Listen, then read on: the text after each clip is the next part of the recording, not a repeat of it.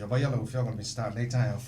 welcome to Auckland. And first time we'll have no studio really someone they wait to have folk man say for me. Malole soi for in 1 year. Oh, it's good to be back in the 09. Beautiful to be back home. And how are you this morning? Really, actually quite tired. I had a really big day yesterday through Auckland. So we started the day with the Pacific Media Whono, which was in town. So that's a number of the Pacific media providers, broadcasters coming together. Then I went to Deloitte and spoke to a number of the accountants there who are Pacific, so the PASPL program. They have a Pacific network.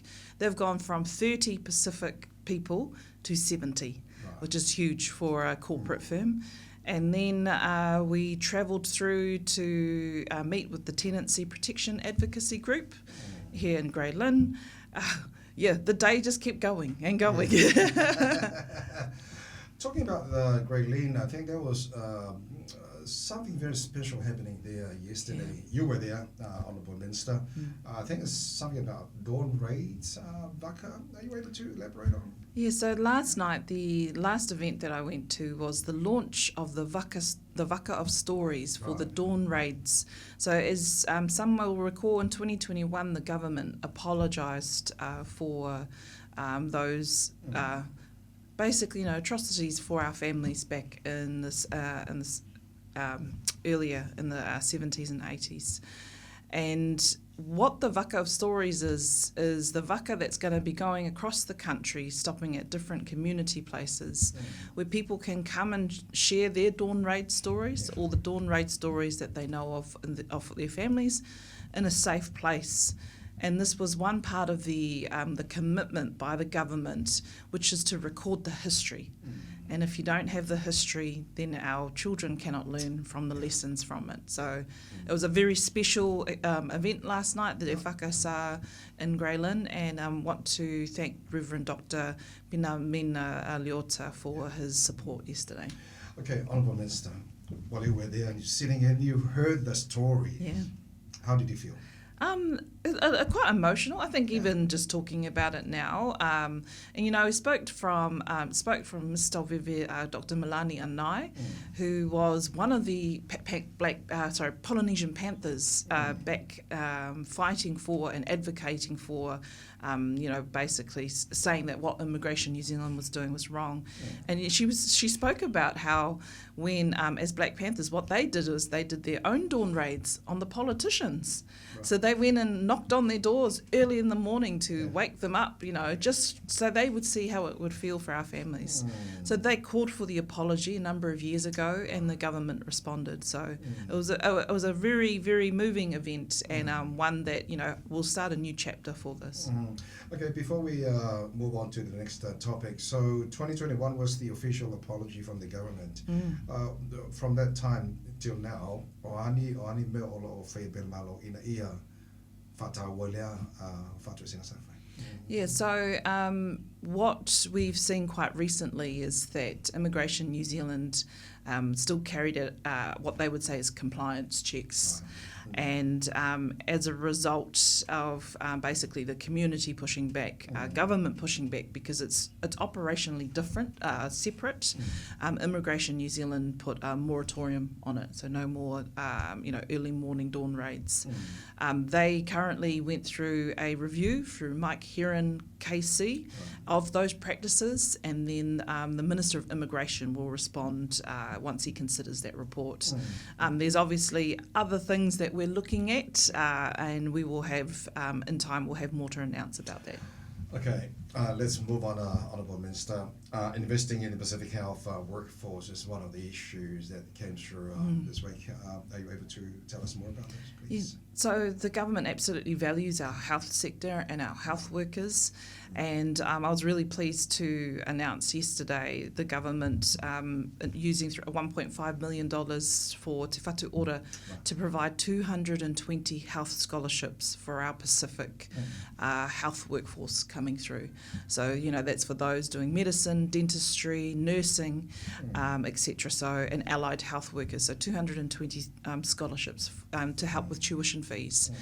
Yesterday I also visited Manukau Institute of Technology with Peseta Sam Lotuinga and spent some time with their nursing students because we also announced a 35 Pacific graduate diploma scholarships. Now these are for Pacific peoples who have trained in the Pacific, are nurses in the Pacific, but when they come to New Zealand, there are different. They have to go through a program of around 18 months to get qualified in New Zealand. So we announced 35 of those scholarships yesterday. So just trying to build our Pacific Health Force, because if we have Pacific Health Force, we get better Pacific health outcomes. Yeah. Okay, Tantala Noa, let's talk about midwives. Good news for the midwives, I'm sure. Good news for them. Yeah, it is good news. So the government for a number of years has been negotiating the pay equity. So as you know, a number of some industries where it is heavily women are paid less. So what was announced is that over 1,000 midwives will be receiving 15%, that's 15% more as a result of these pay equity negotiations. Also, they'll get a $3,000 lump sum.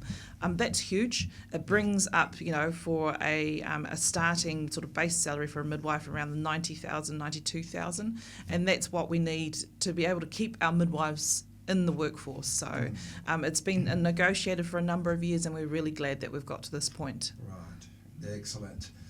Honourable Minister, Tantala Noa, the Maua Nail Tanapakamane is about $531 million worth of rat tests still sitting on the shelves. Tupen Fa'alu Tangata Tungi, Na Fonga, Malo, Lela expired till Oisi. For my aunt, this is a telephone to pay a congeria for my for buying on Malo. What do you think about this as Associate Minister? Yeah, so I do debate those particular figures of what the of what the money is, of course. But if we look back, it's easy in hindsight to say we should have done this and should have done that for COVID. But at the time when ministers made the decision, they needed to make sure we had enough of these tests in New Zealand so that if COVID, which it did eventually, go through at the rate that it did, that our communities had the RATS tests available. So not all of them expire this year. Some expire next year. And so the Minister, Dr. Aisha Verrill, has said to her officials she wants them to actively look at how you can reuse and repurpose these RATS tests. So it's not a waste. If we think about when we started COVID in 2020, we didn't know how it was going to impact on New Zealand. And, we stand by that response, especially for our Pacific communities. Not all of our families can afford at the time. Sometimes the test was $7 at the time, and sometimes to buy a pack of 3 was $21. So, being able to make sure there was enough stock in New Zealand, enough to filter through to our communities, we stand by that response. Okay. Toi whamala whaminutu toi tā leo le tula e valua tala noma le whionga le Minister, Honourable Minister Barbara Edmonds, in any way tai au, talo tala masa mo patala valu le tai nei. Let's talk about housings or whaleo le tasida vangu unfortunately yaso whale tonu. Decent house. What's your definition of decent house, Honourable Minister?